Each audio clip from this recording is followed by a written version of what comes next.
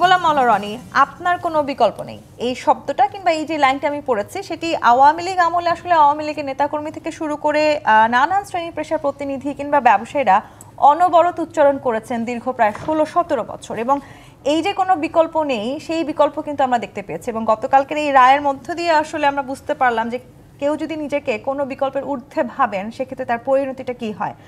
এখন আসলে কি মনে হচ্ছে যে শেখ হাসিনার যে রায় আমরা গতকালকে পেয়েছি সেই রায় কার্যকর করবার কোনো বিকল্প বাংলাদেশের সামনে আছে কিনা? আছে। বাংলাদেশ এখন ভারতকে বাধ্য করতে পারে যে আগামী 24 ঘন্টার মধ্যে যদি শেখ হাসিনাকে আমাদের হাতে ফেরত দেওয়া না হয় তাহলে 7 সিস্টার তোমাদের আর থাকবে না। এবং আমাদের এই মুহূর্তে বাংলাদেশে যে সকল বিপ্লবী যারা আছেন তারা স্বপ্ন দেখেন, তাদের একটা বিরাট অংশ যে গাজওয়াতুল হিন্দের স্বপ্ন দেখেন। তো কাজেই যদি ভারত আমাদের কথা না শুনে আর আমরা যদি মুসলমান বিশ্বের কাছে আহ্বান জানাই এবং গাজওয়াতুল হিন্দ চালু হয়ে যায় তাহলে তো দিল্লিকে দখল করা আমাদের জন্য কোনো বিষয় নয়। তখন কি করা যাবে? শেখ হাসিনাকে আমরা যেমন আগে ঢাকা শহরে এনে ফাঁসি দিতে পারতাম, তখন দিল্লির লালকেল্লার সামনে এটা ফাঁসি দেওয়া কোনো সমস্যা নয়, হতে পারে এরকম। দ্বিতীয় যে বিকল্প সেটা হলো যে আমরা এখন ভারতের সঙ্গে যে কূটনৈতিক যে সম্পর্কটি রয়েছে সেই সম্পর্কের জায়গাতে আমাদের যে বিশ্ব খেলোয়াড় আছেন জনাব ডক্টর মোহাম্মদ ইউনূস, আমরা তো তাকে আকাশের চাঁদ তারার মতো মনে করি এবং আমরা মনে করি যে বাংলাদেশে তার এই আগমন আমাদের এই বাঙালি জাতি আমরা 100 বছর পূর্ণ করেছি। আমাদের ময়মুরব্বীরা সারা জীবন ভালো কাজ করেছেন, এই জন্য আমাদের 14 জন্মের ভাগ্যি যে আমরা এরকম একজন প্রধান উপদেষ্টাকে পেয়েছি সরকারের প্রধান হিসেবে, যার কথায় বাকিংহাম প্যালেসের সানাই বাজে, যার কথায় হোয়াইট হাউসের দরজা খুলে যায়, যার কথায় বিশ্বের সমস্ত বাঘা বাঘা রাজনৈতিক নেতৃবৃন্দ তারা ফুটবল মাঠে চলে আসে ফুটবল খেলা দেখার জন্যে। তো উনি যদি ওনার সেই জাদুকরী দ্য ম্যাগনেটিক অ্যান্ড ম্যাজিক্যাল যে পাওয়ার আছে এই পাওয়ার ব্যবহার করে নরেন্দ্র মোদীকে যদি হুকুম দেন যে আপনি যদি এই সময়ের মধ্যে শেখ হাসিনাকে প্রত্যার্পণ না করেন তাহলে পুরো ওয়েস্ট অর্থাৎ ইউরোপীয় ইউনিয়ন এবং আমেরিকা তাদের সঙ্গে ভারতের যত বাণিজ্যিক সম্পর্ক রয়েছে, মিলিটারি পাওয়ার রয়েছে এবং কৌশলগত সম্পর্ক রয়েছে, আমি ডক্টর মোহাম্মদ ইউনূস আমার সেই ম্যাজিক্যাল অ্যান্ড ম্যাগনেটিক পাওয়ার ব্যবহার করে সমস্ত ভারতের রাজনীতি অর্থনীতি তছনছ করে দেব। It can be done. কিন্তু সেই সক্ষমতা বা সেই সম্ভাবনা আদৌ বাংলাদেশের কি আছে? আপনি তো এই কথা বলার সঙ্গে সঙ্গে আপনার তো চাকরি থাকার কথা নয়। বোঝার চেষ্টা করুন যে গত 14টি মাস ধরে আমরা কি প্রচার করে আসছি।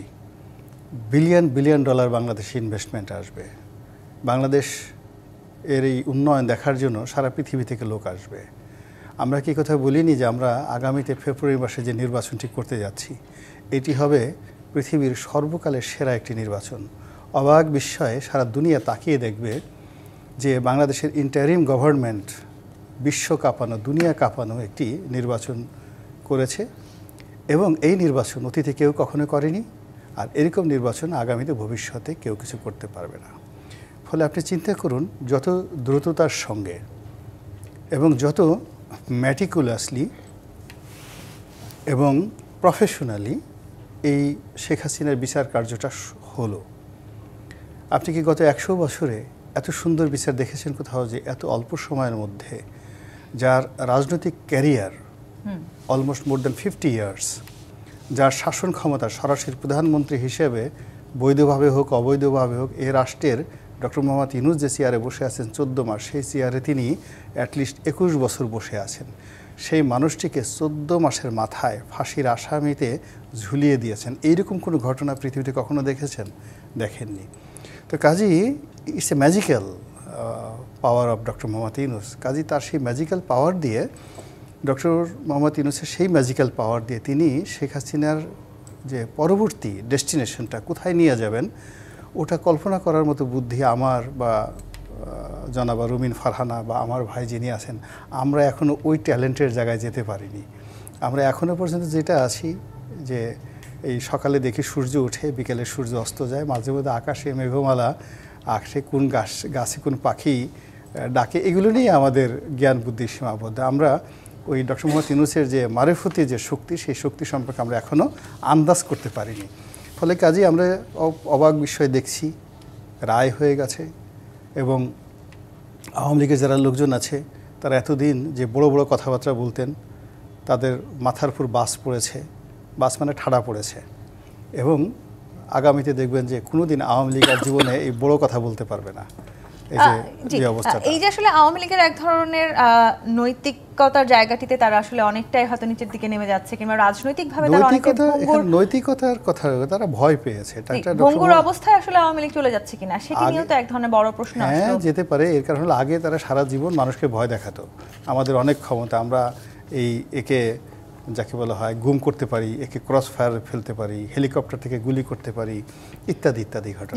এবং এইগুলো বলে যে আসলে বেশি দিন টিকে থাকা যায় না, সেটি অন্তত এই রায়টি দ্বারা প্রমাণিত হয়েছে। এই রায়ের দ্বারা ঠিক, মানে এই সমস্ত কথা যারা বলে তাদের যে, মানে আমাদের ডক্টর মোহাম্মদ ইউনূস তাদেরকে কত সুন্দরভাবে একটা শিক্ষা দিয়েছেন যে আওয়ামী লীগ যারা করে কিয়ামত পর্যন্ত তারা ডক্টর মোহাম্মদ ইউনূস বংশ পরম্পরা এই নামটি তারা স্মরণ রাখবে, এবং ডক্টর মোহাম্মদ ইউনূসকে ভয় শুধু পাবে না, ওনার সাথে সাথে যারা আছেন ও যমুনার আশেপাশে যারা ঘোরাফেরা করেন তাদেরকেও আওয়ামী লীগ খালি যদি বলে যে আমরা ডক্টর মোহাম্মদ ইউনূসের জমানাতে যমুনার সামনে 3 বার ঘুরেছি, এই কথা বলার সঙ্গে সঙ্গে আওয়ামী লীগের লোকজন ভয় চিত হয়ে পড়ে যাবে।